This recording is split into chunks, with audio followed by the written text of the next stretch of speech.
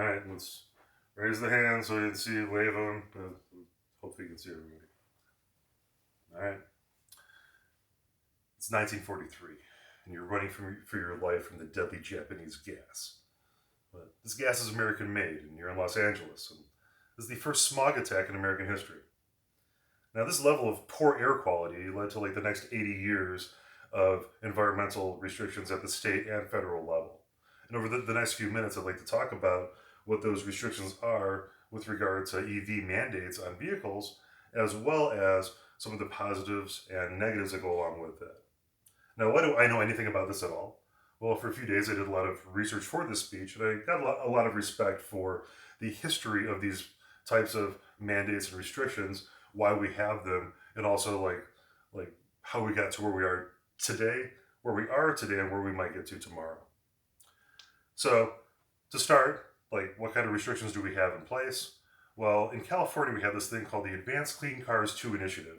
And what that means is that by 2035, every light duty vehicle that you purchase in the state of California is going to have to be zero emissions, which right now that means an electric vehicle because no other technology meets that requirement and has any sort of network to like charge the vehicles or whatever it is.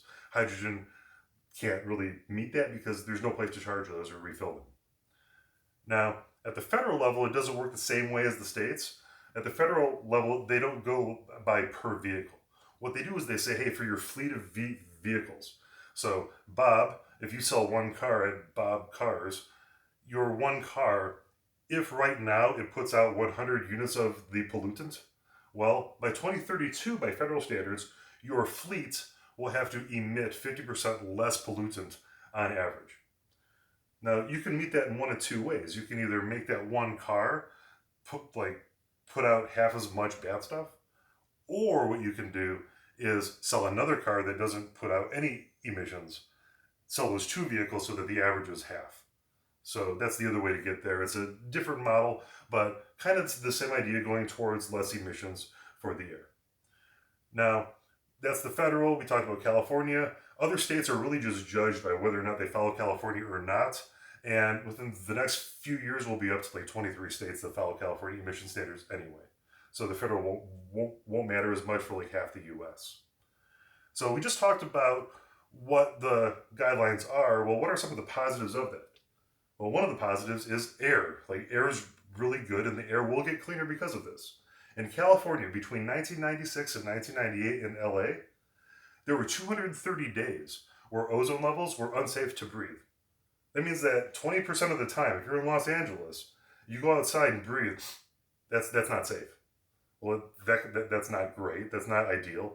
But in 2020 to 2022, the same time span of 3 years, there were only 115 days that were unsafe to breathe. Now, 10% ain't great, but it's twice as good as it was, and that's because California emission standards were better than the rest of the country. So that's a net positive. Good air is good. People like that. What else is good? Well, if you're forced to buy an EV, you have this EV, and EVs have a lot of positives themselves. One of them is that you plug it in at night, you get up in the morning, you get in your car, and you don't have to go to the gas station ever. It just charges at night. That's really convenient. Also, when you bought it, as long as you make like less than $300K and you're married, you get a $7,500 tax credit. That's money back from the government. That's positive as well.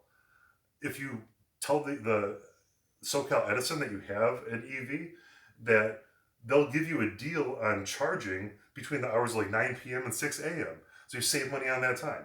Like, yes, you will spend more money on electricity because you'll use more of it, but that's because you're not using gas. And that other savings will apply to other things that you do with that energy at night, maybe AC in the summer or your heater in the winter. So you'll save money on that. Other positive things, the vehicle's very silent. It's so quiet, my car has a theme song. I could run somebody over and they would never hear me coming. That's why it plays music from external speakers. I have instant torque. I hit the gas and I go. All great things that you don't have if you have a gasoline-powered vehicle. Now, not everything's sunshine and roses. We talked about the mandates. We talked about the positives. Now, what are some of the negatives? Well, one of the bad things is that EVs they cost more than other vehicles. A comparable gas car costs less than an EV. That's just the state of the tech right now and the price of it. Also, insurance costs more. A lot of people don't know this. Like, I just got an EV. It costs the same amount as my vehicle that I replaced with it. And the insurance is like 50% more.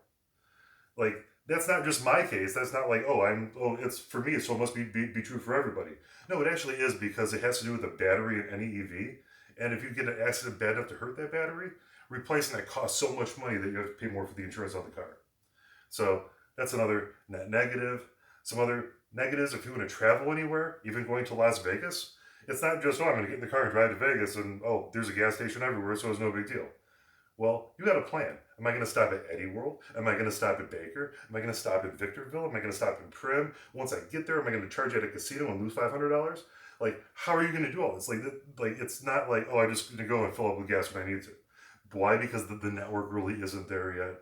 That's just the reality of it. Also, it's not just the vehicle itself and like the use of the vehicle. It's also like, it affects like capitalism in general. Like, it reduces choice of the consumer. You can't buy whatever you want to buy. If I'm a company, I can't innovate the way I want to innovate. I can't make, these gas cars would be great. No, because I'm forced to do zero EV, it's got to be electric, because that's the only option for me to stay in business selling cars right now. So I'm forced to only do that one thing. It reduces my options as a corporation and the consumer's options as a purchaser of what they want to spend their money on. So, in conclusion, there are mandates, there are pros, there are cons. Everybody loves clean air, but we just can't agree on how we want to get there. And thank you for listening.